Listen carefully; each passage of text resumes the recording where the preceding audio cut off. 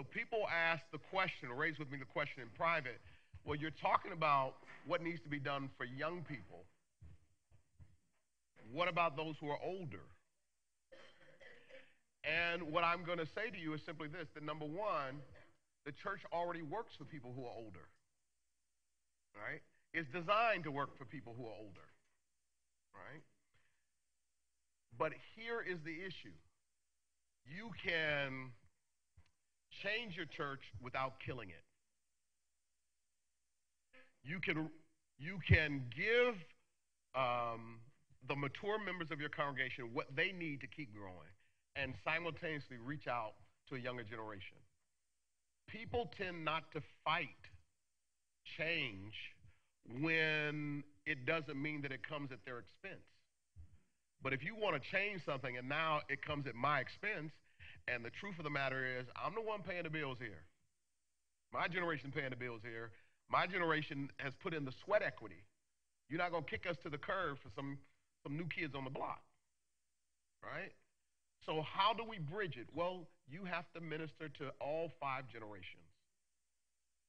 And all that is asked of those who are older is this: one of two things. Either support the growth because you're still getting what you need, and because you care about creating the kind of church that your grandchild, that your great nephew, great niece would want to come to. You care about what Christ is doing for the kingdom. And as an older saint, that needs to be your focus, and you get it, right? And if that can't be your motivation, at least tolerate the change. As long as it ain't touching my stuff, you go ahead. You know, I'm put down tape. This is me. This is my stuff right here. Y'all do what y'all want out there, but don't mess with what's in this box. Either way, the kingdom can move forward. I'm asking those of us who are older to evidence the maturity to know that you need to make changes along the way. It's just inevitable. It's inevitable. And you go, well, I don't like change. Okay. Where's your zoot suit? Where's your zoot suit, your platforms, your afros? They're coming back in style, afros. Why? Because we recognize that things change, right? Here's the problem, and I think that this is what younger people don't get. When you get to a certain stage of life, when everything around you is changing, you're losing friends, you're losing family members, your body does not function the way it once did. You don't think any differently about yourself. You still see yourself as young and vibrant. But the fact of the matter is, you can't do what you used to do.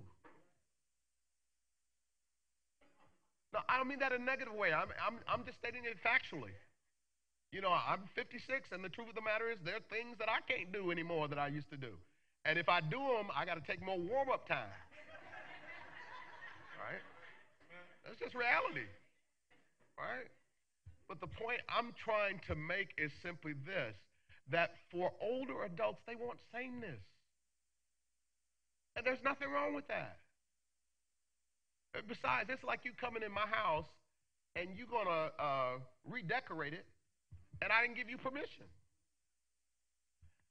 I like the plastic on my furniture. I like it. Don't remove the plastic, because that's how I preserved it. Right?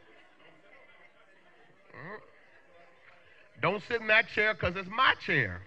It's always been my chair. Right? So, you know, there's nothing wrong with that, though. To want the place that other than your own home has been the most meaningful to you, your second home, to stay the same, there's nothing wrong with that. That's understandable. And I think that sometimes we're too insensitive to that. Well, they don't want to change. Well, there's a reason behind it. Be sensitive to that, because if you're sensitive to where I'm coming from, then I can be sensitive to where you're coming from. I don't have, if you're sensitive to where I'm coming from, then I don't have to be defensive.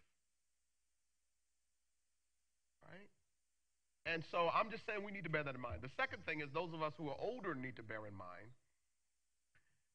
is that you're not sinless. I mentioned the club, going to the club and all of that. Y'all like, well, you a Christian, you supposed to go to the club. There's nowhere in the scriptures where it says as a Christian you can't go in the club. Nowhere. It's what we read into the Bible. But the Bible, show me the verse that says thou shalt not go to the club.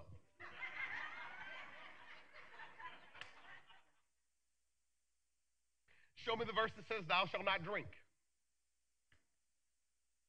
What the Bible talks about is drunkenness, right? And even Paul tells Timothy, take a little wine for your stomach. It's for medicinal purposes.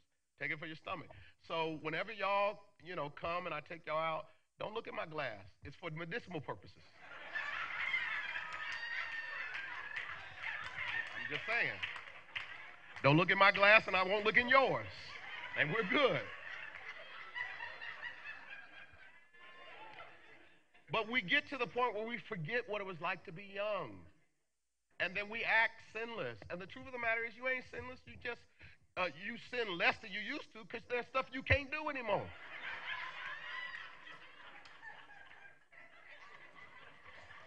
My older adult ministry at my church is perhaps the most organized and vibrant ministry of my church.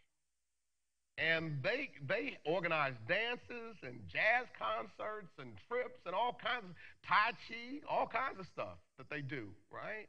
And, they tell me, we're in the prime of life. We ain't trying to sit in no rocking chair, right?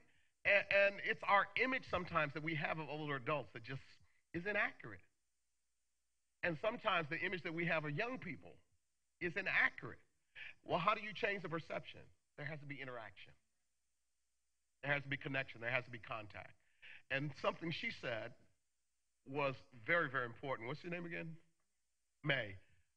The learning has to be what they call bidirectional. In other words, what we often want young people to do is to come sit and listen to us. Right? And they ought to. We can get to be older by being stupid. Well, we may have been stupid, but we learned from our mistakes. Now we're wiser, right? But they have something to teach us, right? If nothing else, they can teach us technology. Dang on, what is it? Snapchat and Instagram and, tweeting and Facebook, and it's just too much. So I just use the phone. Y'all do all the other stuff. And here's the point. If you learn, I taught a woman who was a surrogate mother in maybe 60 seconds how to use FaceTime. Because I was telling her, we can do FaceTime. She has an iPhone. I said, we can do FaceTime.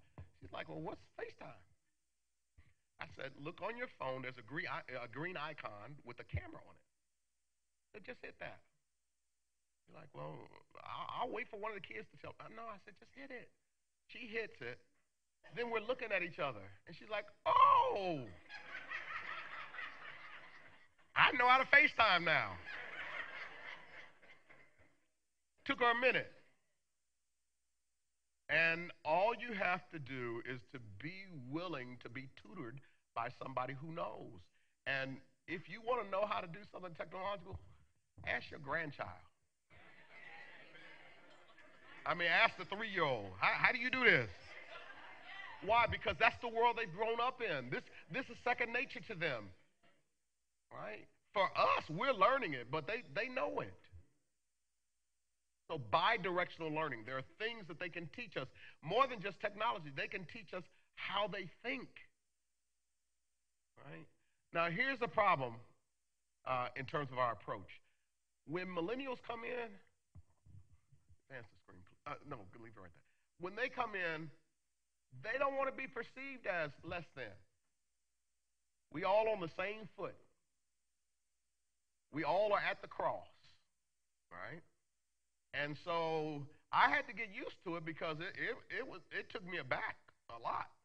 So I had young adults who would come up to me and go, "Hey, what's up, Trufant?"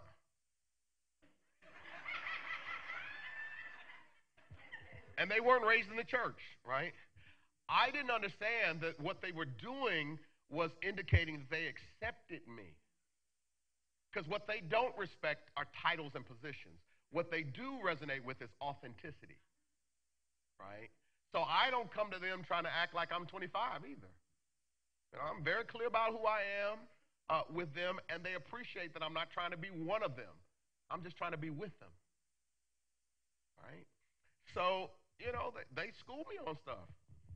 And so I had to school them. Um, Actually, in here, it's not a big deal to me because my name is Trufant. But in here, you'll run into a little problem if you just call me Trufant. Because for some people that grew up in a generation where it was Mr. Trufant, Ms. Trufant, Reverend Trufant. So I said, just call me Rev. That's what they do. But at first, it took me, because at first I'm like, whoa, we don't know each other like that. Are you my boy or something? We Trufant. And so I had to get adjusted to it. And the part is that when you listen to them, you learn why they do what they do. And so what was really a sign of acceptance, I could have taken offense at. All right. So what else is with the changes? I'm suggesting that changes in your community, shifts in demographics. So you need to stay on top of your demographics of your community. By demographics, I mean you need a profile of who's out there. You need to know the ethnic breakdown, the racial breakdown. You need to know the gender breakdown. How many of you know the gender breakdown? I would think brothers know. Because it's weighted in your favor. There are actually more women in Harrisburg than there are men. I think it's something like, I think there's something like men, I think it's only 46%. It's pretty close, 46%.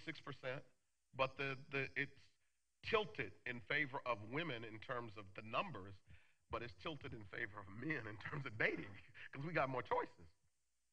Y'all catch that when you get home. Anyway, so you got to know the demographics of the community. What's the median age? What's the median income? What's the educational level? You got to know all of that because what that does is informs further your understanding of what's called psychographics. Psychographics is when you learn what they think, how they feel, how they perceive religion, right? That's all of that. And it will help you when you know the demographics to be able to bridge the psychographics, right? Then you also need to know the demographics of your church, right? So, what would you say the median age of your church is? 46, 45? Okay. 50? Okay. What do you think the median age of Harrisburg is? Yeah, it's 30 something. So your congregation is older than the community. You're going to have to work on bringing your median age down if the church is going to be able to survive. If you're going to have sustainability, you got to bring in young people because you have no problem reaching people who are 45 really and older. You do that naturally. Here's a secret I will share with you. Every church has a natural audience that it draws, and in part, it's contingent upon, and this is anecdotal. It's not factual, but it is the truth. It's contingent upon the age of the pastor. You tend to draw 20 years younger, your own peers, and 20 years older. So the older your pastor gets, the less drawing power your pastor will have with younger people. That's just a reality. Now, there are ways of compensating for it. The way I compensate for it is that I have older adults on my staff. and they do a great job. But my hiring now is I always hire younger. And I hire younger for a couple of reasons. Usually, when young adults come in, when they are willing, when they want to test how much this congregation welcomes young adults, if they do not see a reflection of themselves, not just in the church, but in the leadership, then it's deuces. They're out the door. Because for them, they by and large believe you don't take them seriously. Right? So, one of the smartest things that y'all have done, and Pastor Miley is a bright man, is bringing on Reverend DuPont.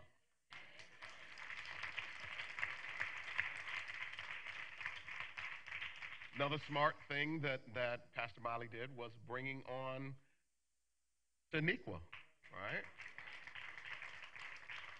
Now, notice you, these were subtle changes. He brought them on, but he didn't alienate those of us who are older, right? And that's how change ought to be, right? Not either or, both and. You can change a church without killing it. And what tends to happen sometimes, if you don't have somebody who is schooled and well versed, you think that you got to change the church by replacing. No, the best way is addition, not subtraction. Right? So, next slide, please. This is just a slide that shows you the life cycle of an organization. Every organization has a life cycle, inclusive of the church, has a life cycle. It has a point where it starts, has a point where it flourishes, has a point where it hits a peak. When it hits a peak, when it gets here, if you do not innovate, if you do not change, you will decline.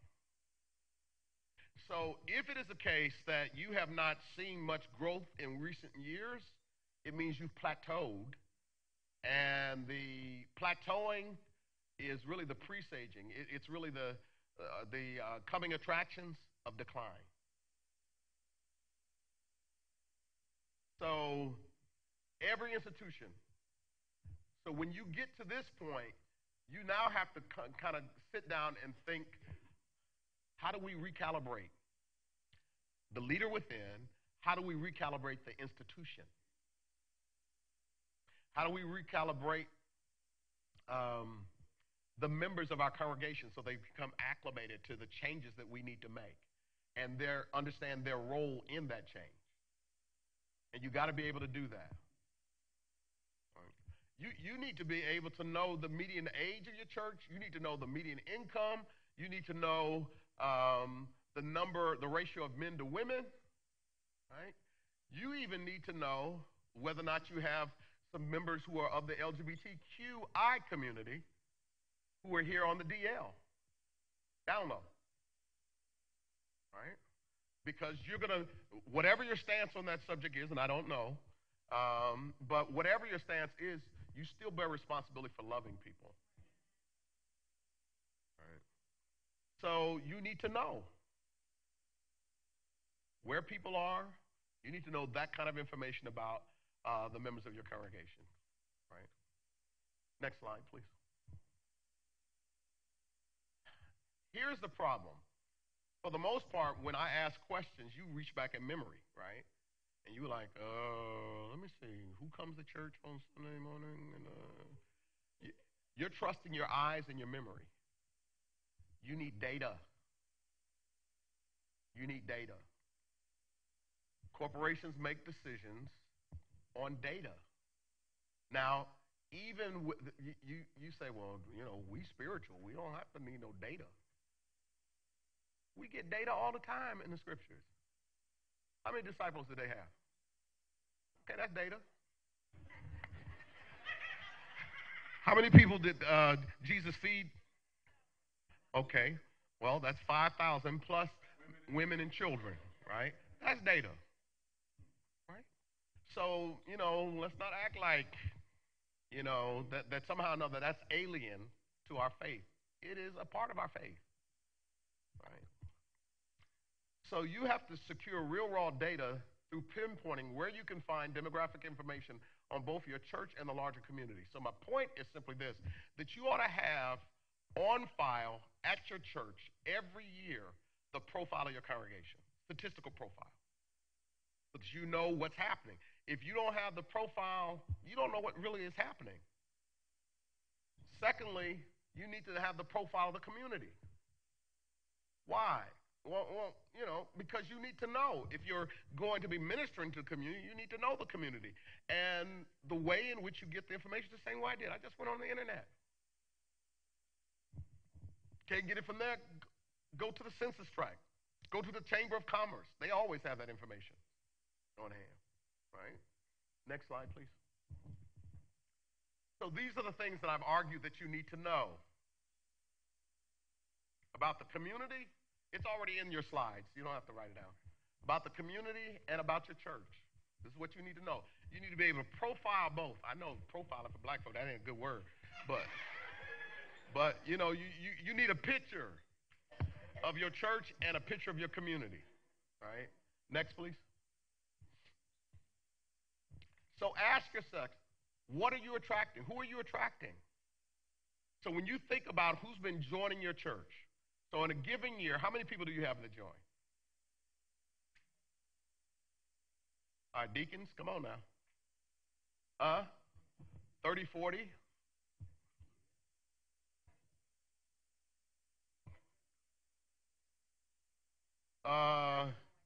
Did I just walk into a parallel universe?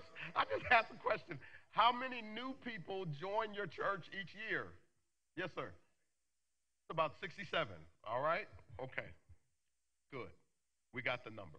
Now, of those people who would join, how many of them are male and female? How many of them are under 40? How many of them are, this is their first church experience? You need to know that. Are these people coming from other churches? Are they, are they new believers and therefore need to be baptized? Right? That's information you need to know. Now, I want to ask someone to share her experience as a new member. Well, with my name is Trina Poole, and I've been here about 3 years now. And in my experience, when I came in, there was no reach in with the leaders that were assigned to me. That's how I'll say that.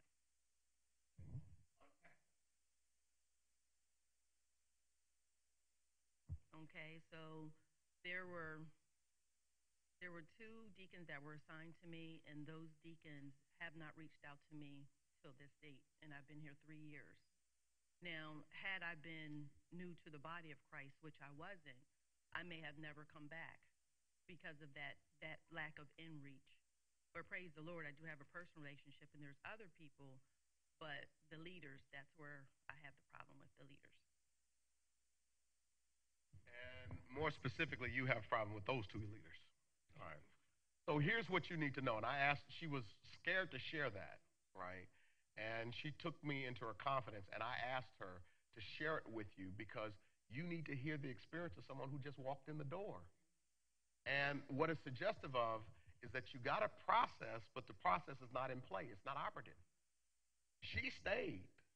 Ezra Earl Jones, in his book, The Management Ministry, says that within the first 3 months, if a new member does not make at least 4 or 5 friends, they're apt to drift out the door. What keeps people anchored are relationships. And you have to be intentional about creating relational experiences for them as they enter the door. You are the family. They're new to the family, right? So when somebody's new to the family, you spend way more time with them than you would otherwise. I know that's what we did when my children were young. We spent all kinds of time with them. Now they don't want to spend no time with me, but that's okay. So you're going to have to look at your system, and she's not, and I want to be very, very clear, she's not hypercritical.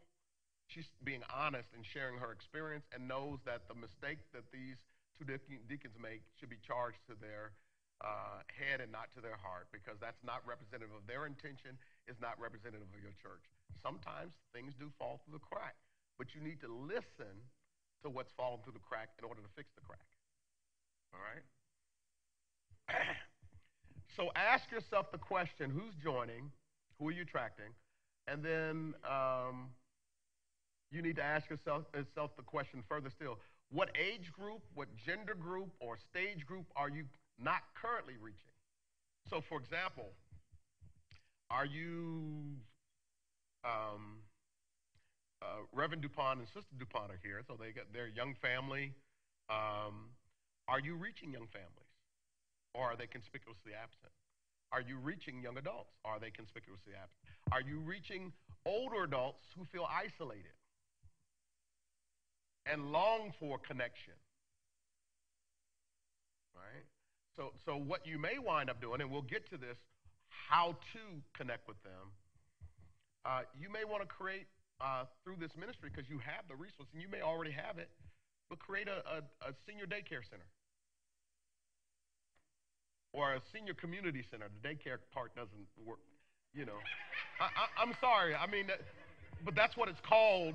But that's not the best way to refer to it. I'm sorry, but a place where seniors can come on a weekly basis, daily basis, and you got activities. You teach them computers. You can let them uh, use their poetic ability, write stories, tai chi, whatever. You know, that's what we have at our church.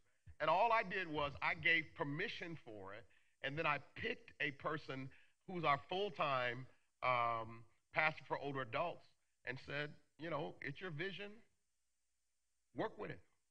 And she pulled together a cluster of mature adults. They started working on this, and they built it out. And like I told you, it's perhaps the most organized ministry of my church. I mean, they're just phenomenal. And all I do is just leave them alone and let them do what they do. No, because they're good at it. You know, sometimes if it ain't broke, don't fix it, right? So they just do phenomenal stuff. They do intergenerational stuff, you know, where they get together with we have a group called Momentum. Those are those from 40 to 59. They get together with the 20, 30 somethings. They also get together with the youth of the church, right? And they do service projects with them, do all kinds of stuff. So it really, but it's something that we've been intentional about doing, right? The point I'm trying to make is in terms of this, you need to figure out who are you not reaching in the larger community and then develop strategies, right? So I noticed that you have a prison ministry. What does that consist of?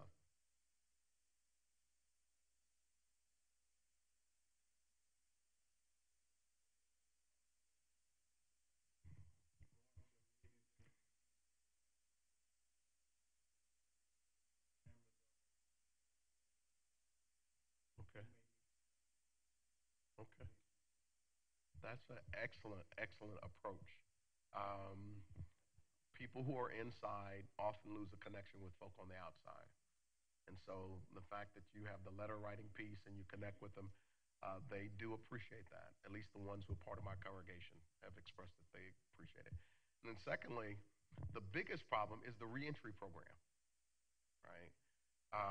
There's a high rate of recidivism largely because people haven't thought through the reentry program. It's not necessarily that people want to go back, but if they haven't thought through the reentry program where you connect them with housing and a job, right, then people have a tendency to either slip back into their old habits or go, wait a minute, you know, I used to have three hots and a cot, you know? And so they go back in. They know how it works, know what to do. So we got to give them an alternative. And I appreciate, you know, the fact that you're going to the meetings and figuring out what are the strategies we need to put in place to help people. And it is a big problem because most of the people in there look like you and me. What is more, we will discover that my brother-in-law put a bill before the Philadelphia City Council to give tax credits to companies that would hire ex-offenders. The legislation passed. Do you know that as of, what was it, 3 years ago, not one corporation took them up on it? Not one. And the pushback was, if we hire these people and a crime is committed, our liability is increased and we can get sued because we knew they were criminals when we hired them. And there has to be some kind of trade-off here. I mean, at least be willing to take a modest risk, because otherwise, what we do is that we keep punishing the person who's already paid their debt to society. So, but I digress. Next slide. Here is the problem. Somebody mentioned this before. We now have, for the first time, 5 generations in the church. 5 generations. So we have the builders, born between 1929 and 1941. Um, Thumbnail sketch I'll give of each of them. They tend to be denominationally loyal. They tend to put in sweat equity to whatever church they're part of. They sacrifice, they serve, they can be counted on, they're reliable. They are your givers, right? But they also are people who can pinch a penny and get a dollar. And that's not a bad thing. You need to know that the reason why they can do that is, what does this represent? So people grew up in the shadows of the Depression. They knew what scarcity was. And they knew, therefore, that you need to be able to save and make things stretch. That's why sometimes when something comes up before the congregation to be done, people are like, no, we better save some money. It's their frame of reference. And there's nothing wrong with that, because what they'll do is they'll push you to make sure that you always have some revenue saved up somewhere, right? Next, the boomers, born between 1942 and 1963. Now, they, okay, I forgot to mention this. All right. This generation was good at balancing the budget and don't have no debt, really, until they get older sometimes. And the government makes you turn over all your resources in order to get medical assistance, which is just crazy to me. So they penalize you for being wise enough to save. But they had this thing called the layaway, right? So you paid for it first, and then you enjoyed it later, and it was debt free. Boomers marked the first generation of people of African descent who had credit. So they buy it, enjoy it for a minute, and then pay for it for a lifetime. And that's why we can't pass on any generational wealth. We got so much debt. It costs a lot to live. We're trying to keep up with the Joneses. We got to drive a certain car, live in a certain neighborhood. And see, their parents are like, no, you don't live within your means, you live beneath them. And that's why they got stuff. For many people, first generation college, they are not denominationally loyal. Many of them grew up in the 60s when things were changing. And church began to be perceived as not the answer, but part of the problem. Many of them left the church. They joined pro-nationalist movement, right? And if they come back, they tend to be very highly critical of the church, right? But now they're reaching a point where they are invested, and they're coming back, and usually they come back because of either two things: transition or trauma. So transition, I get married, back in the church. I have a child, well, my child dedicated, back in the church, right? Or trauma, lost the job, need to go back to the church. Lost mama, need to go back to church, right? That tended to draw them. They are not denominationally loyal. For them, it's all about the best fit for them. So if that's the AME church in town, that's fine. If it's the Word of Faith church in town, that's fine. If it's TD Jakes online, that's fine. Right? Next generation, busters. The first generation, Generation X, busters. First generation of African American descent that were not raised in the church. They do not know our hymns. They do not know our scriptures. They do not know church etiquette. By scriptures, I mean I was baffled. Was doing a Bible study with a bunch of Xers, and I referenced the story of David and Goliath, and the lights went out. I mean, their lights just kind of went out metaphorically. So I said, "How many of you know the story of David and Goliath?" I showed hands. There were very few hands that went up, and I was amazed. I'm like, "You don't know David and Goliath?" I mean, the cultural proverb, the bigger they are, the harder they fall. Well, that comes from David and Goliath, right? At least it's in the True Font translation I read. Um, and so I had to recognize at that point that they're not biblically literate. They don't know even the basics. So that informs how I preach and teach. Right? They are deep in debt. So when we start talking about tithing, and if we don't address the issue of financial management and debt, it's just going in one ear and out the other. Because for them, the issue is you asking me to give 10%, and the truth of the matter is, Sally Mae, they taking theirs off the top. Air month, right? I got to live, right? So my point becomes, and then so that's good debt. So I paid for college, blah blah blah, right? And if more Democrats got with the president, President Obama, and Republicans, they would have been able to pass the legislation that would have reduced debt. But Republicans don't want to reduce it because that's how banks make a lot of their money. So, unfortunately, with Agent Orange, we're going to be dealing with that for a while. So, oh, that's not original to me. I didn't call. I wasn't the first to call him Agent Orange. I'm just repeating what's out there. Here's the other thing with them, though. All right, and that is this: they're very pragmatic.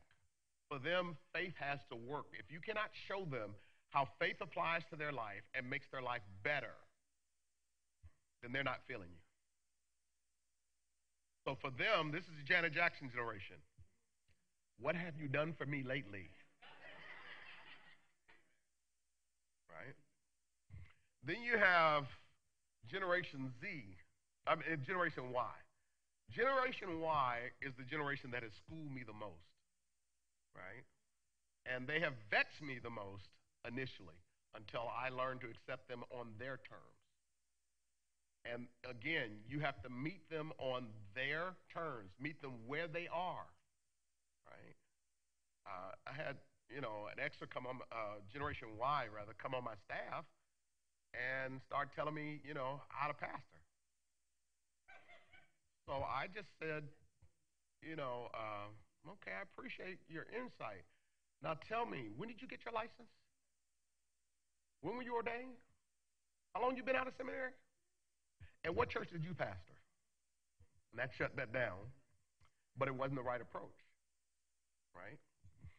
What I should have done was simply have said to him, I appreciate what you're offering.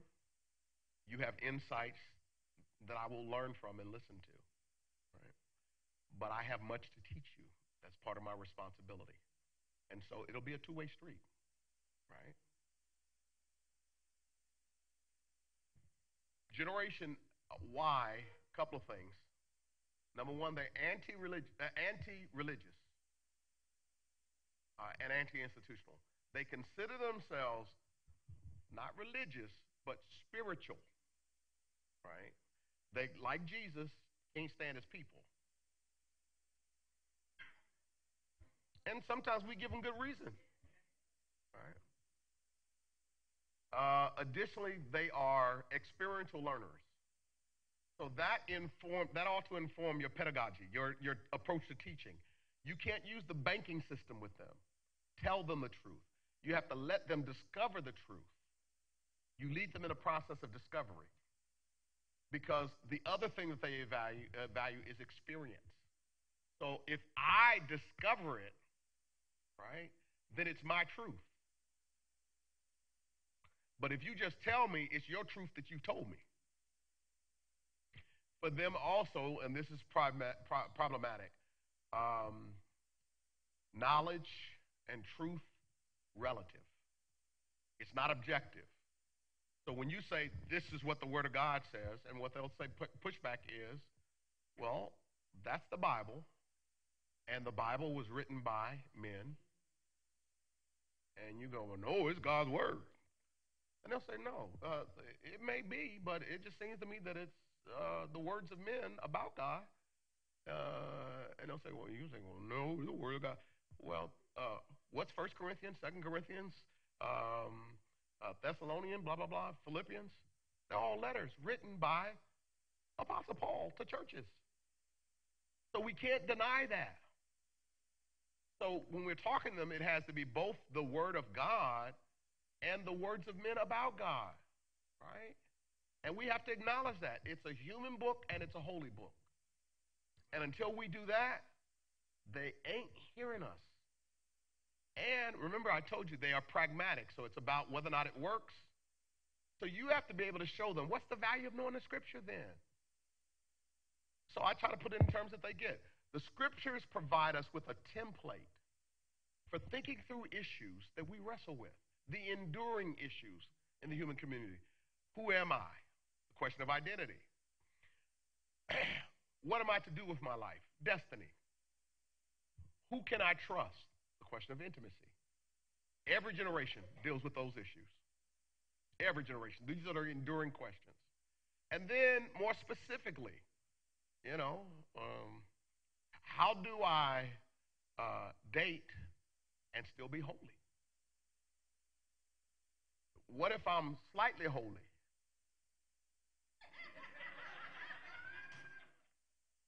But I'm still exercising the gift of sex that God has given me, right? What y'all think about that, right? If you can't talk to them about homosexuality, bisexuality, intersex, if you can't talk to them about any of these things, they will shut you down. You're irrelevant. And if you just come out of the Word of God says, you already lost them.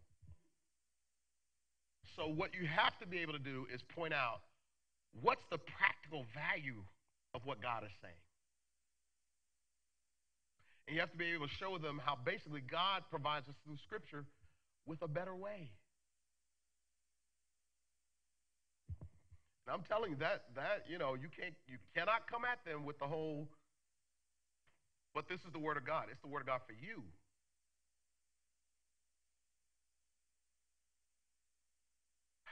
So those are some of the essential traits that they have. And what I will also say is this, my experience with them, they get a bad rap for being non-committal. They are committed.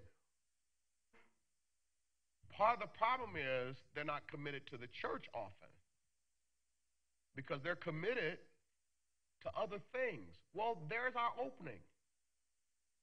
Because what we're trying to make out of them is good church members instead of disciples. And if we're trying to talk about discipleship, that's the kingdom. The kingdom includes church, but it includes work, home, community, right? And maybe sometimes our witness is weak because we're trying to get people to spend time in church.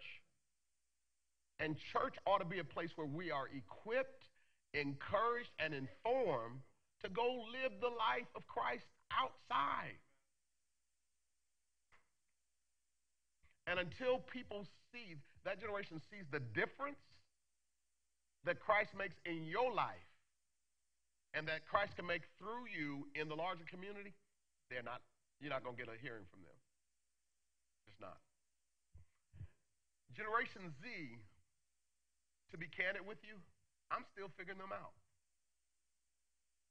I'm still figuring them out. But what I do know is this. They seem to be growing up with a sense of distrust. and a sense of fear, a sense of the loss of meaning, and really not a whole lot of respect for those who are older because, in part, we have failed them.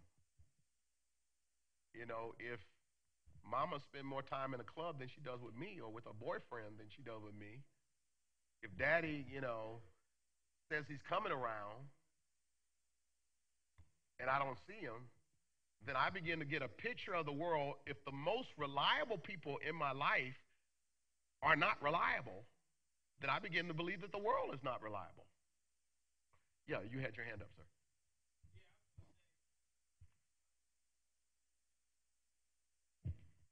Nice, his wife bringing him the mic. I went back to my old high school, Susquehanna Township, to coach. The head coach that I used to play for asked me to come back and help out with the kids and discipline and stuff like that. And I was going to say that's one of the things that I told my wife about. I was only there for a month, and within that time frame, I had to stay after a game or after practice 6 times to talk to different kids about the exact same thing. And they all had the same exact feeling about an older coach or an older person, period. They couldn't stand anybody that was 20 years older than them. Reason being, they all talked down to them and they addressed them the same way their dad was. But the biggest thing that a lot of people don't realize, dad ain't home. So if their mom don't holler at them like that, they don't want you hollering at them like that. And that's the biggest thing that I was talking to my wife about because she coaches also. And a lot of older people don't understand that when a child makes a mistake and you start hollering at him and badgering him, and especially when it's not even your child, you lost him the second you raise your voice. So share with me though, if I make the mistake of raising my voice, right? I'm exasperated. I make the mistake of raising my voice with them. What can I do to reconnect? Normally, what I did if I snapped out, and which, I mean, that's normally my first reaction. I'm only 29, so that was normally my first reaction. But they responded to me better because our head coach gave me the accreditation and explained to the kids that I was that student that was in their shoes.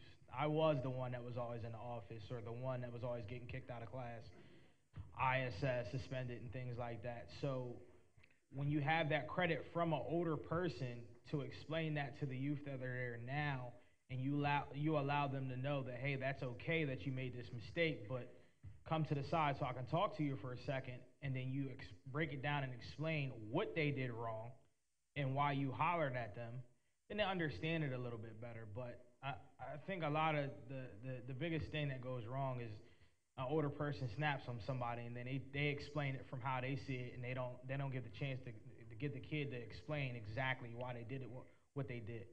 Okay, so one of the cool things that I appreciate that you shared is simply this, that, and this is something that we need to bear in mind for whoever we approach, not just the younger generation, and that is this. People don't like to be embarrassed, and they don't like to be embarrassed in front of their peers because it's all about saving face. So if you have to address them, take them to the side, right? And then share what you need to share, but also listen to them, right? And here's the piece with that. If you make a mistake, own it. And apologize not just in private, but in the group where they lost status, right? You will have won over someone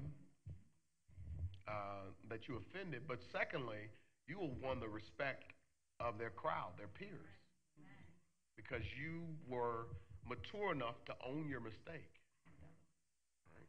And Christian enough to admit it, right? But yes, go ahead. No, I was going to say that age group as well, because my daughter was born in 2003. She's 15 now. But a lot of the problems come from their parents are also young. So if something goes on in school or anywhere and they're calling their parents like, the teacher hollered at me. The mom is going to the teacher saying, well, why are you hollering at my child? And this and this and that and that, instead of trying to figure out what the problem is, because they're trying to be their child's friend instead of the child's parent.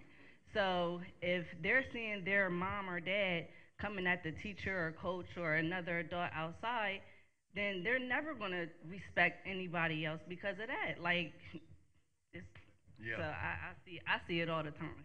Yeah. Good point. Good point. So here's the thing I want to share with you, and we're gonna be out. Uh, Told me 12:45 is the end. I'm gonna try to end by 12:30. So here's what you need to know. You know what we've been doing that you have to do? We've just been researching. We share what we know through research. Well, what's one of the ways we research? Through experience, make observations, but then also, more importantly, you need data. Well, how do you get the data? Well, I'm going to suggest number one, you know what? No. How do you get data? How do you get information? Facts. So research. But how do you research? How would you get information on the population that you're trying to reach? The census. Okay. What's another way? The library. Surveys. So surveys.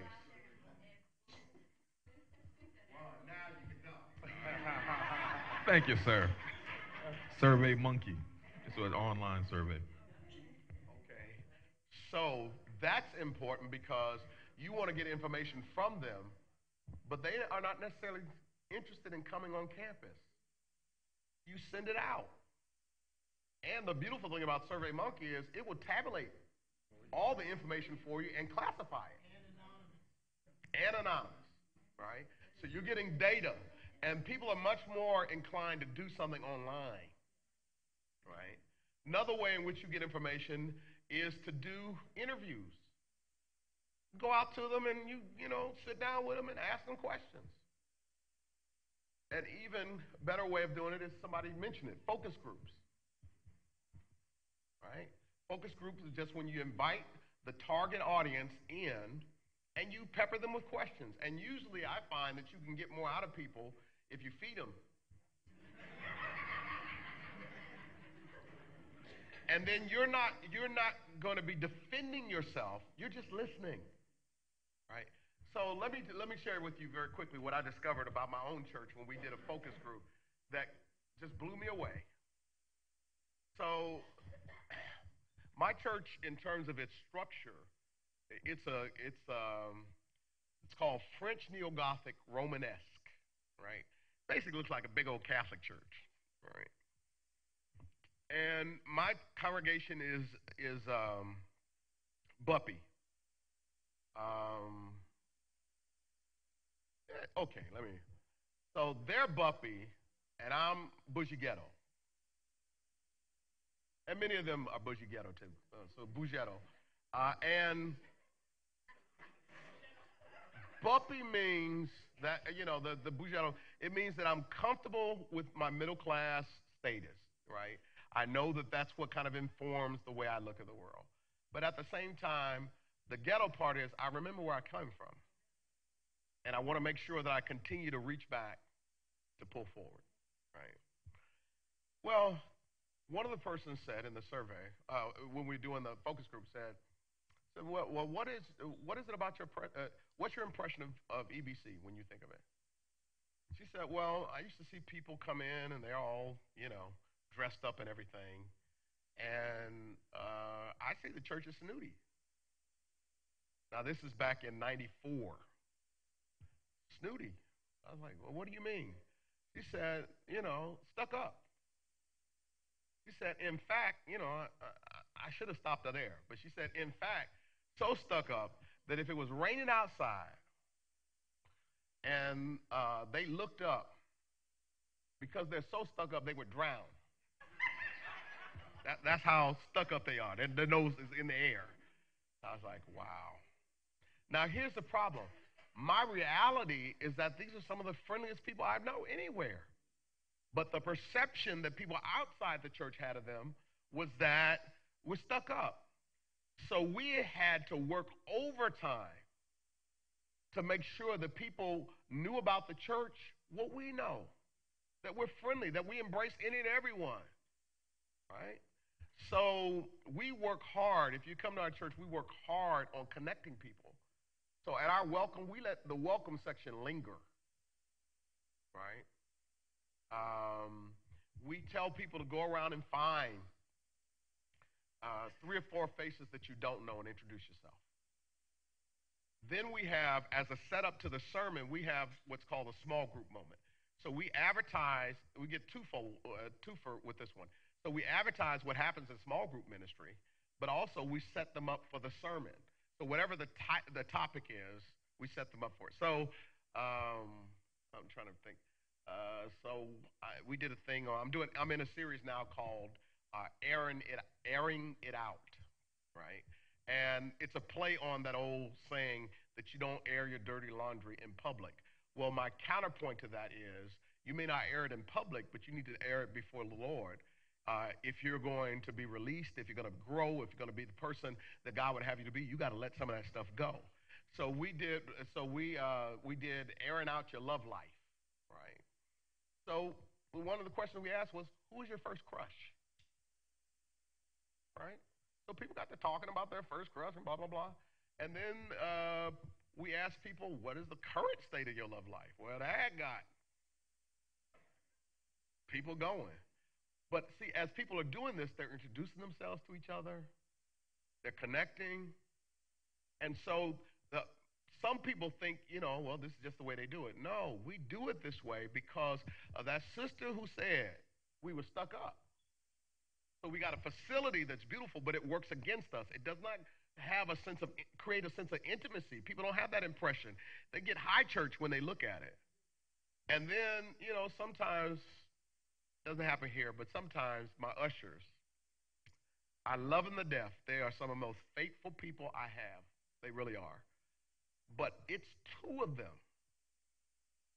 that I just don't have the heart as pastor to retire. I need to retire, but because they are hard on the outside and soft on the inside. They're like a Tootsie Roll, And so, you'll come, and I mean, they're faithful. They're the first ones there. They always do what they need to do. And so, one of them, I call her Sarge. She just basically barks out orders. Stand.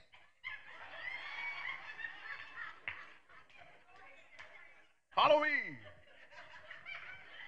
I'm like, good Lord, So now you done tick people off before worship had even started, right? So now we got to work hard to get the person back in the frame of mind of encountering God. Then I got another one who's like Eeyore on Winnie the Pooh. She just, wowsy, wow. Yeah, this is the day that the Lord has made. Come on. Right? Right. So, but the ushers is where they have served for 30, 40 years. They have a sense of identity. It's the place where they get their needs met. So am I going to take somebody who's 65 years of age or 70 and pull them out? So what I wound up having to do is to restrict the ushers because they were in the same position. I'd be like, well, why don't y'all police them?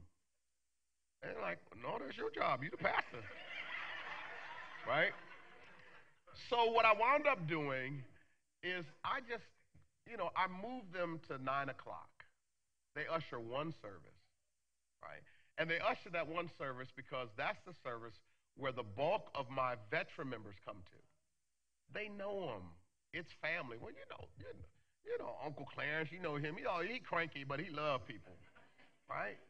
And so they know that. But at Saturday night, where we get a lot of guests who are unchurched, and Sunday morning we're getting guests who are not connected with the Sunday at 11 who are not connected with the church. Those people don't have a relationship with them. They don't know them. All they say, well, she mean, right? And here's the problem. That creates a public relations problem. That's the initial face that they have and the initial encounter. So now we got to work overtime to try to undo what they did, right? So we've learned. Man, I tell you, woo, Jesus. All right. So here's very quick what you got to figure out. You have to ask yourself the question as a congregation: are you a Pauline church or a Peterine church? Let me explain. Paul was the apostle to the Gentiles, and in his churches they were ethnically diverse. There were some Jews in the church. There were Greeks, Romans, blah blah blah. Right. His experience actually conditioned him and wired him to do this work. He was born in Sicilia of Tarsus. He was raised, we know his credentials, he gives it to in Philippians 3, so I don't need to recite them, right? But notice this, because he was who he was, he also attended the University of Jerusalem, where his mentor in his PhD program was Gamaliel, who was noted to be the most brilliant biblical scholar there was. Then he was also well versed in philosophy. We know that from the letters at Colossae, because it's Greek philosophy that's a part of that, right? He schooled in Aristotelian rhetoric. We know that because of, if you look at how he speaks in the letters, you get a sense that he knows rhetoric. He studied it. Then on top of that, he has credentials as a Roman citizen. That factors into when he makes the appeal to Caesar. That's how he gets to Rome, because he already had Roman citizenship, right? So, and then as a tent maker, we think that it's an accident that he goes into these places. No, as a tent maker, he traveled to these places. He knew the route. It's like having a salesperson who has a sales route. Because he was a tent maker, he knew how to interact with people too, strangers, and convince them to buy what he had, right? God used all of that. So Paul was great for the church that was trying to be multicultural. Peter, on the other hand, was like me. I'm a brother who pastors people of color.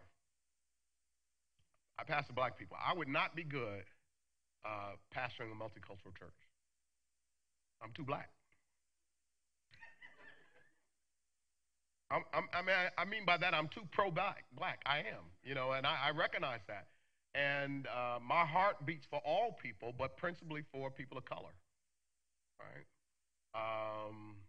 And I have found that oftentimes when you get multicultural, the good thing about that is you got resources, and it looks like heaven gonna look and all that good stuff. But the downside of it is sometimes you're surrendering. You start accommodating people, and so now we no longer sing black contemporary gospel. We sing Hillsong, right? And then we no longer talk about the social justice part of the gospel, because that'll divide people. So, we just talk about racial reconciliation, right? Well, that doesn't work for me. If you have spiritual formation and social justice go hand in hand for me. And I believe that God loves all people and empowers all people to live the kingdom life. And so, I don't make any apologies for it. It's just who I am. And should God decide to want the ministry to go in the direction of multicultural, either I have to grow those kind of sensibilities, or I got to go. But I'm not going to stand in the way of what God's trying to do, right? So you got to decide as a church. And I looked on your website, and the interesting thing to me is, now I could be mistaken, and tomorrow I'll figure this out. You had a lot of white and Hispanic people on your website, right? And I want to know, do you have white and Hispanic people in your church? What percentage? Okay. So are the photos on your website, are those actual photos of your congregation? Okay, so I'm going to tell you, they look like stock photos. And people resonate more with real photos. You know, so I would swap out the stock photos for real photos of your congregation. Okay. The reason why I raised that is simply this. I was trying to figure out, is this an actual representation of the congregation or is this aspirational, what the congregation wants to be, right? And based on what I saw tonight, yesterday and today, I would say it's aspirational more than actual. Now, that's just me. But now that I hear that you have some, all right, so the question becomes, are you a multicultural congregation or in terms of fact, but also in terms of philosophy, are you a multicultural congregation? Or are you a predominantly black congregation that welcomes any and everybody who comes through the door? My church is the latter. When you walk into our church, you're going to know you're in a black church. Who is it? Trinity Church in Chicago, Jeremiah Wright has this saying, what is it? Unashamedly black and unapologetically Christian. That's who we are. You got to decide who you all are. Next slide, please. All right. So here's the meat of it. I'm going to run through this, and you can ask me questions, and I'm out like shout. All right. So my primary contention is this, that if you're going to reach more people, you have to open all the doors of your church, and you have to be able to work all of them at the same time. There are 4 doors to your church. Right. Next slide. First door is the front door. All right, and that's worship. And they have to fit people's spiritual taste and lifestyle. Let me deal with the last part first. How many of you have brothers or men, I'm talking to men here in particular, who just won't come to church, that you know, just won't come to church? Why?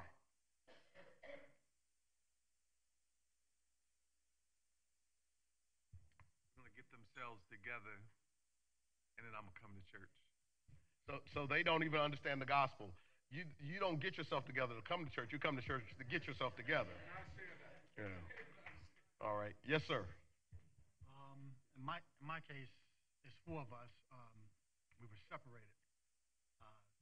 2 of us got the church experience, and we remain in church.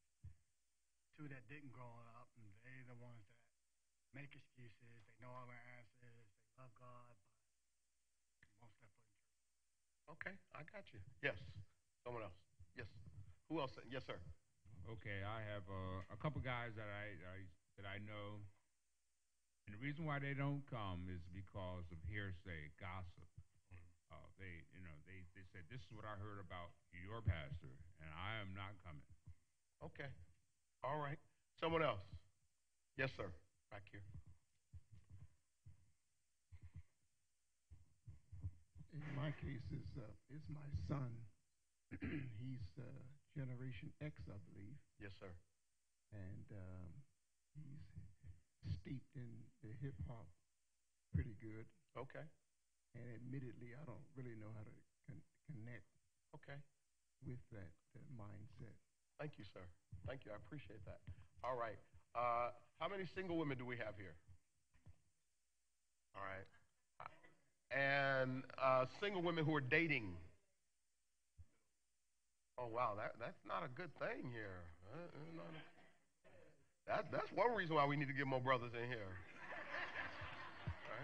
All right. All right. I see, Joanne, you had your hand up. I know her name because I met her last night. Met her here last night.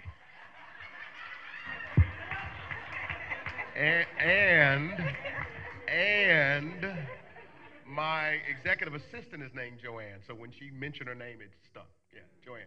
And see, you got to clean stuff up, you know. Yes, Joanne. You said you were dating? Yes. Okay. Does he come to church? He doesn't belong to this church. Does he come? Yes.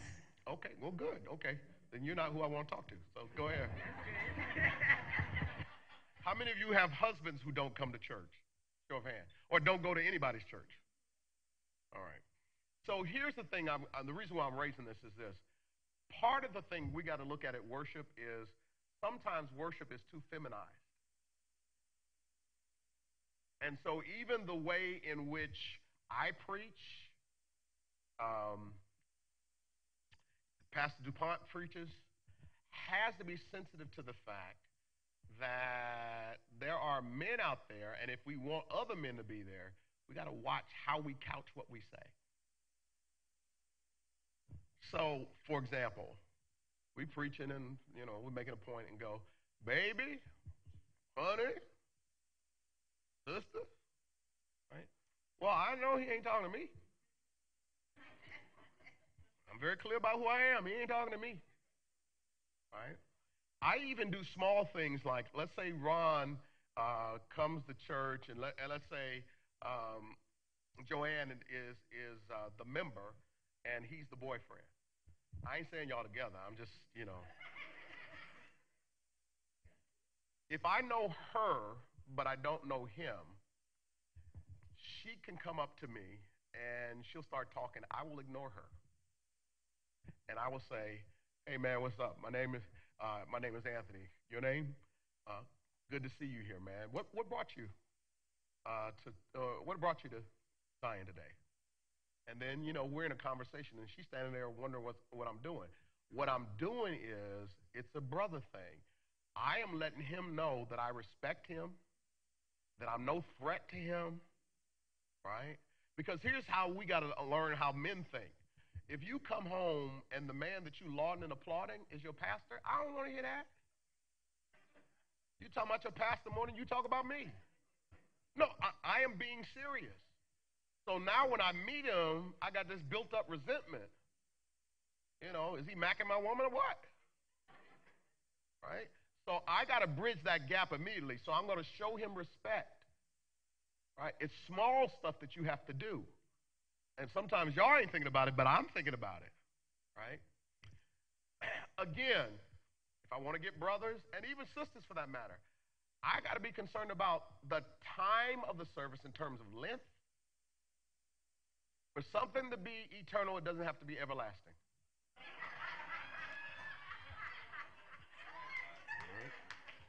And y'all do well on that. Y'all, get them in, get them out. That's good. But also, time. If I'm a young adult, don't tell me about your 8 o'clock service. I ain't coming. No, I'm just be real, right? So if I'm trying to invite a young adult, all I'm gonna say is, look, we have 2 services, right? 8, but the one you're probably gonna be most comfortable with is the 11 o'clock because it's later, and 2, there are more young adults there. And young adults ask, first and foremost, not theological questions, they ask sociological questions.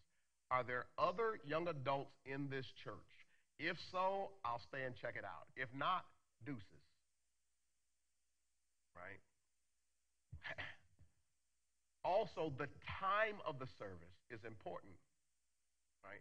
You add on as many services you want, but if you offer it at a time that doesn't fit into my lifestyle, I ain't coming. So don't try to have a service at the same time that the Eagles and the Steelers are on. No, I'm being real. Now, if you want to get brothers in there, and sisters too, because they're interested in sports. And sometimes because brothers are interested in sports. Yes, sir.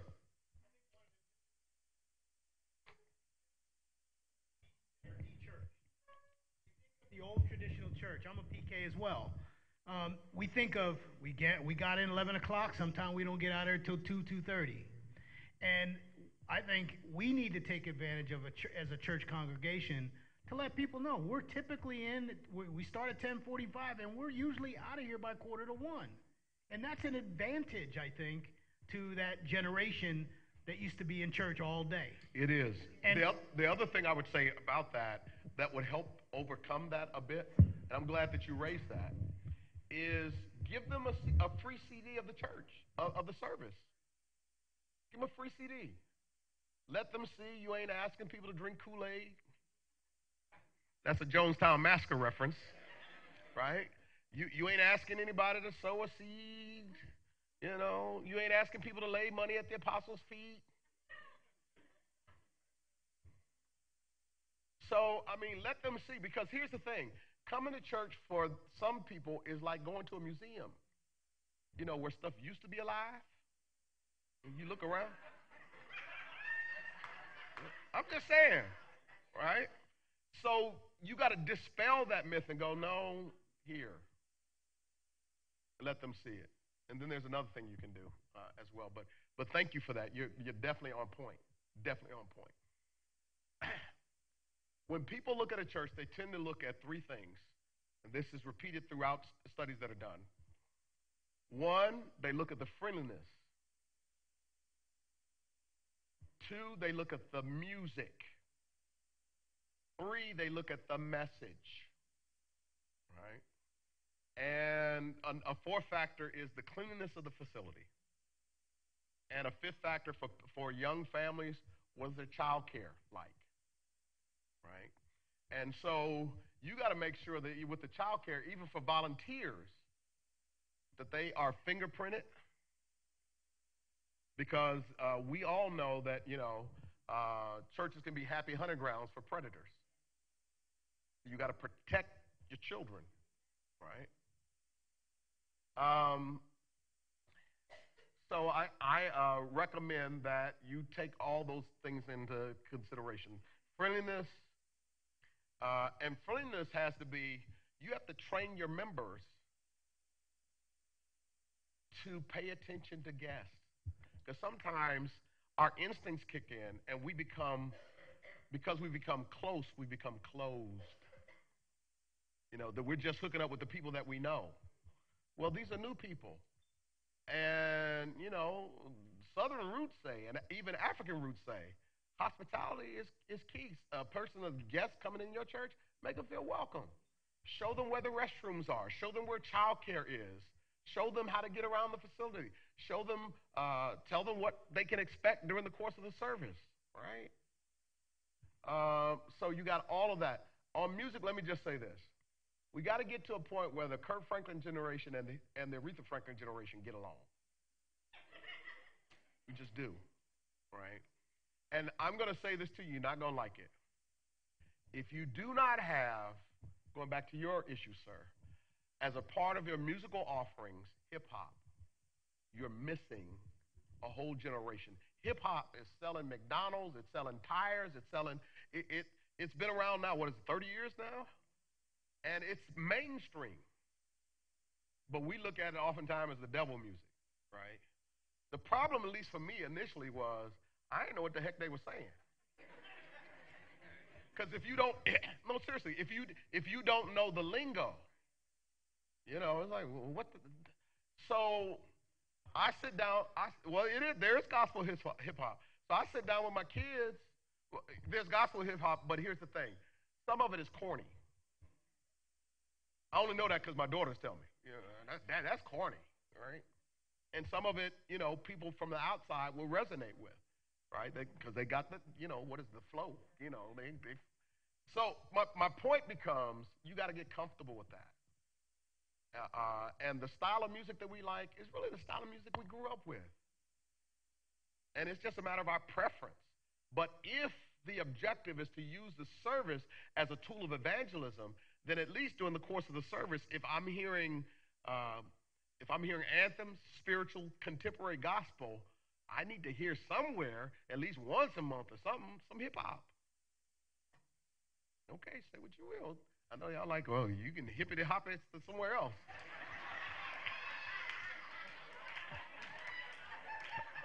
Next slide, second door. The second door is the side door. So worship is the front door.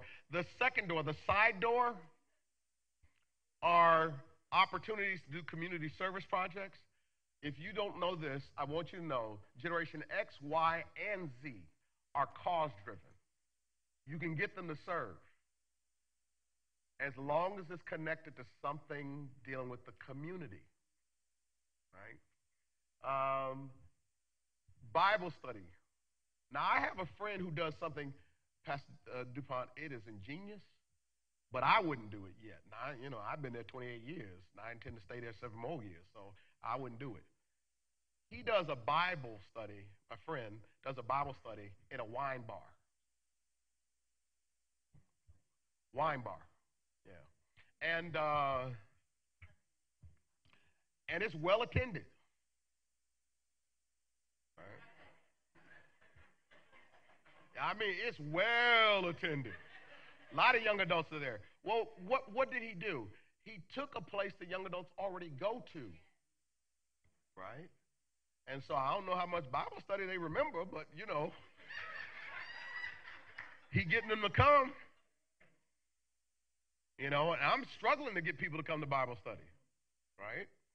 So Bible study, people are interested in the Bible. So do Bible studies that are life application. Do Bible studies where you put the tools in their hand and help them to understand how pastors do what they do so that they can interpret the scriptures for themselves. Right? And never forget this. Jesus was a layperson with a liberated mind. That's why the elders and others stood in amazement. He studied for himself. Right? Bible study groups. But here's the thing. You can have them on campus, but if you're trying to reach their generation, off campus is better. You can't go to Starbucks anymore. See, they're just messing it up for everybody. But I mean, go to a place where people, the library, Starbucks, somewhere, where people normally go. Because church can be intimidating for people who are not raised in church, right? Additionally, I have another friend, Raphael Warnock, who pastors Ebenezer in Atlanta, the church where Dr. King pastored. He does a Bible study with brothers in the barbershop. Now, what you may not know about brothers is this. When we go to the barbershop, we be talking all the time. So we talk about y'all. We talk about sports. We talk about religion. We talk about politics. Well, he went to a place where people normally talk. And he does a Bible study, and it's well attended. People enjoy it. When he does it, more people show up at the barbershop. Well, the barber liked that. So it worked out for everybody. Again, thinking outside the box. Then the other thing is, whatever is your small group experience. So I don't know if you do small groups here, but if you do them off campus, people are inclined to come. Just extend an invitation to them. All right.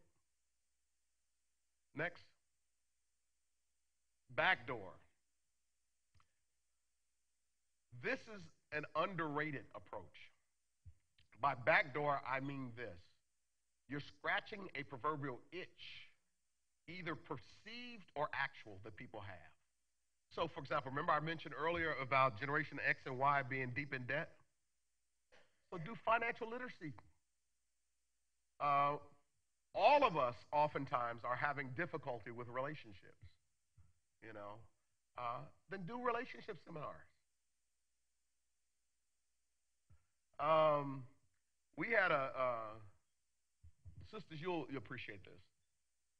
So I had two sisters that come up to me and say to me, Reverend, you just got through preaching about being equally yoked. And I'm like, yeah, it's in the Bible. And so they said, well, we got a problem with that. I said, well, what's the problem? She said, we ain't got nobody to be yoked with. We need some more brothers around here, right? So I'm like, who am I, the millionaire matchmaker or something? You asking me about dating? But in that moment, God gave me something, a moment of inspiration. I said to one of them, I said, do you have men in your life that you are not connected to romantically? She said, plenty. Right? And I asked the other woman the same thing. She said, plenty. I said, have you ever stopped and thought that maybe the men in your life might be candidates for her and vice versa? They were like, wow. So we did a mixer then called the Anointed Introduction. Right? Brothers were there. Sisters really appreciate it. And it went well. We did it for several years. Right? Again, scratching a proverbial itch. We do social justice things. We have a ministry called Impact, where we had a forum with the police. And we started talking about some stuff that, all of us need to be thinking about. How police think when they come to an encounter. So they told us about levels. So level one, you get a call, you go check it out. Level two is that you look at what's going on, and if you think it's suspicious, then you engage. Level three is you've talked to the person, you sense that something's going on, and now you engage the person with the intention of taking them in. All right. Level four is when they lock your butt up. So, hopefully, these days. So I asked the officer the question. I said, well, how do you know when things go from level 2 to level 3? I said, isn't that really subjective? And if it is a case that, you simply didn't like the way people talked to you, they hadn't done anything illegal, but you have discretion. And so now you want to flex and you're putting somebody in the system. Well, the problem is they get in the system and they don't have bail money. So now they're in the system. They just got a job 2 months ago. They can't show up at work because they don't have bail money, and their family don't have bail money. Now they lose their job. They are the provider for their family, so their family is running into a situation where there ain't no money coming in. And I said, you didn't jam somebody up. And in order to get out of jail so he can provide for his family, he cops to a plea. So he may get probation, but now he got a record. So I said, y'all need to be trained better, right? And so, other people went in on the forum. My point was that we were scratching an itch, right? So figure out what the needs, the hurts, and the interests are of people in the community. How do you do that? Focus groups, surveys, interviews, and then develop your programming based on that. Last slide, please. The last door, which is really the first door for this group, is the virtual door, right? If your website is not banging, forget it. If your website has too much verbiage on it, one of the great things about your website, it seemed to be image-driven, right? You just need to get more images of your own congregation. But it's image-driven. That's important because young adults don't want to see a lot of narrative. They don't want to see a lot of writing, right? And it needs to be intuitive, easy to operate, right? And I'm going to suggest if you don't stream, you need to. It extends your reach. And people will visit your church virtually before they do it physically, right? Here's the problem about streaming, though, and I didn't know this when we started doing it about 10, 11 years ago. It's by and large been a tool to extend the reach of the congregation, and in particular to help people who are sick and shut in, people who travel for work. Well, I got some members who sit down with their Captain Crunch on Sunday morning in their pajamas. That's right, Rev. Tell them. So I'm like, wait a minute. It's not supposed to be a substitute for your participation in corporate worship. It's a supplement. And I got some people who do that. Now, the good thing about it, I don't mess with them too much about it sometimes because they still give. Half of our, whatever we take in the weekend comes online. So here's what I started learning.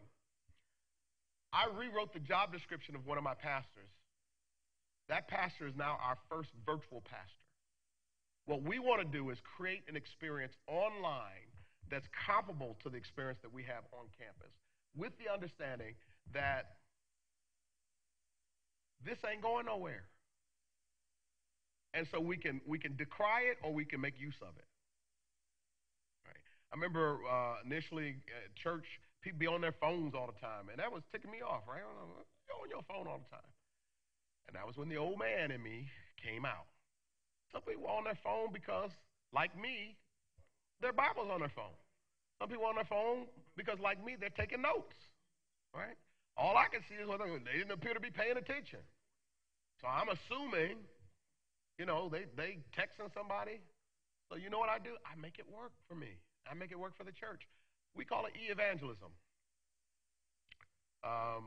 Take out your phones. Text 2 people who owe you money. And say, if you watch, I will cancel half your debt.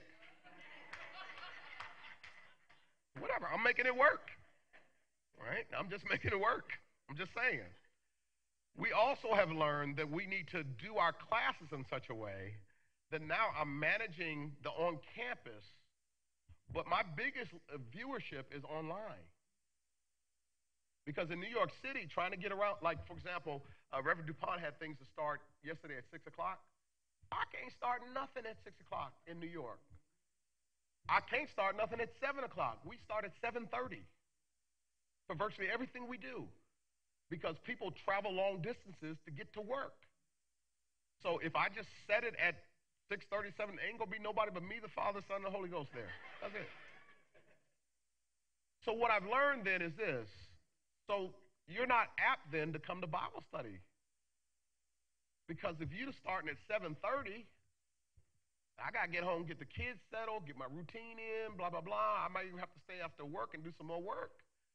But if I don't have to come on campus, but I can stream it, and then I can even ask you questions online to which you will respond in real time. Secondly, we're going to be uploading classes so that it can be done on demand. So, you don't do it when we do it. You do it when you need to do it. Fine. I don't care as long as you get it. And so my point becomes, if we just think about being able to reach people who come on campus, we're losing out. Stream weddings. Charge them for it, but stream it. Stream funerals. Don't charge them for it. No, seriously, when death usually comes, people don't anticipate that. With a funeral, you plan for a funeral, right? So stream classes, stream concerts, develop a TV show, TV talk show, put it online. Like, well, we ain't got all that money. Well, you could do Facebook Live. You can get, what is it called? Lavino has a thing that you can use to stream. I got one for my own personal stuff that I do. The technology is out there. YouTube channel, you can stream for free. Now, you have to have the equipment to stream, but the actual service you don't have to pay for. Yes, sir.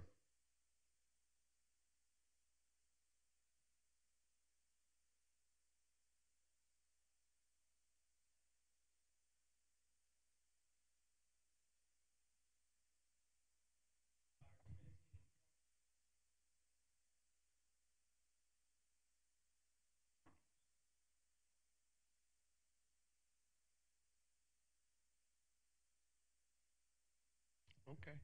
Yes, sir. Mm-hmm.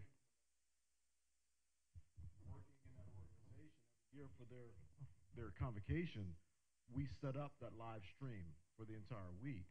It also took on the online giving.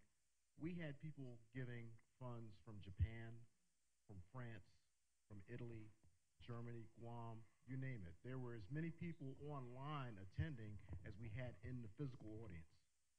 So it can be done. So again, it does mean, however, that you have to cultivate the online experience. You got to produce it, right? Several years ago, Pastor DuPont, I was in well, it's longer than that, so I was about to lie here. 20 years ago, right? I'm in my 30s. And the young men of the church and I, we kind of go at it, we rib each other. And so one of them challenged us to a basketball game. I was like, bet. Now, I was all-city football, first team, MVP.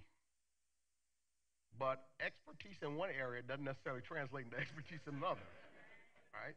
But I sold wolf tickets like you would not believe. First play of the game, I'm guarding their best player. And he's 16. I'm 36. He goes, the ball gets tipped to him, and I'm with him step for step. He goes up for a layup. I'm like, I got him now, right? I'm with him step for step. I'm going to pin his shot on the backboard. He takes the ball from this hand and switches it to this one. and then he contorts his body a bit. I was like, that ain't nothing but a chicken thing. That ain't nothing but a chicken wing. I got it, So I make the adjustment, right? And so I tell my legs, extend, and my legs go, and my legs go, huh? Right? And so I missed the ball but literally by like a millisecond. I just missed the ball, hit the backboard as hard as I could, and dislocated my fingers. The only time I've ever had anything broken. Right? Top of my finger sitting off to the side. It's July. I need to tell you that because that's important. So we go to the hospital. I didn't know that July was the term where the new interns come in. Right? So I'm in emergency. They give me an intern. Brings me into the room, and he said, Mr. Trufant, after he takes the X-rays, your finger's dislocated. I'm looking at him like, dude, are you serious? I can see it's dislocated. You didn't need to take an X-ray to tell me that, right? So he said, I'm going to need to shoot you up full of, I guess it was Novocaine or something or other. I need to shoot you up. Then I have to reset your finger. So I got to pull your finger that's down here back up, set it down into the knuckle, right? And he said, you're going to feel some pain, but you're going to feel a lot of pressure, right? So he gets literally in front of me. So when he said pull, I didn't know what he was doing, instrument, something. No, he's standing in front of me pulling my finger. So it's at that point that I start having a very religious experience. I started calling on the Lord didn't answer. So then I got interreligious. I called on Buddha, called on anybody that would answer, right? So when he stopped pulling, he was able to get it up, but not down into the knuckle. So he said, I'm going to have to pull again. So he pulls again, right? And at this point, I almost forfeit my man card. Because I mean, I'm shouting loud, so loud that my wife who's out in the waiting room comes back. And she's like, what's wrong, babe? And then at this point, I'm trying to get it together. Right? And so I told her what he had done, and so she just looked at me and laughed. She's like, and you think this is comparable to giving birth? No, baby, So what the doctor lacked in skill, he made up for in bedside manner, in psychology. He looks at me and he looks at my wife and he says, Mr. Trufant, you have a lovely wife. I said, well, no, thank you, And he says, do y'all go out dancing? I was like, well, yeah, sometime. He said, well, wouldn't you want to be able to, when you dipped her, make sure that you had a firm grasp on her so that she wouldn't fall?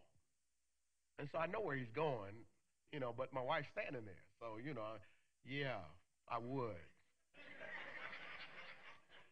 So he said, you're going to need to let me, therefore, pull a third time. And then he ended with this.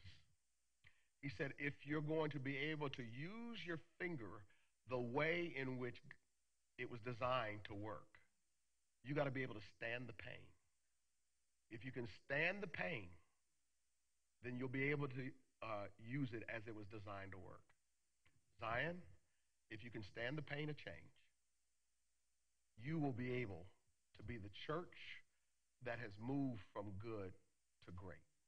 Thank you.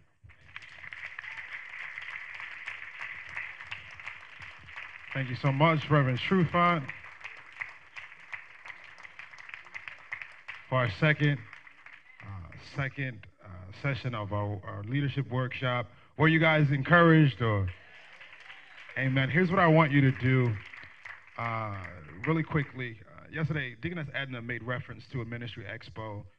She's unable to make it today, so I want to stand in her stead. It was discovered that we have a lot of new members that don't necessarily know what the rest of us know about our church. What do we do? What do we offer? How do we do it? And so on the September the 23rd,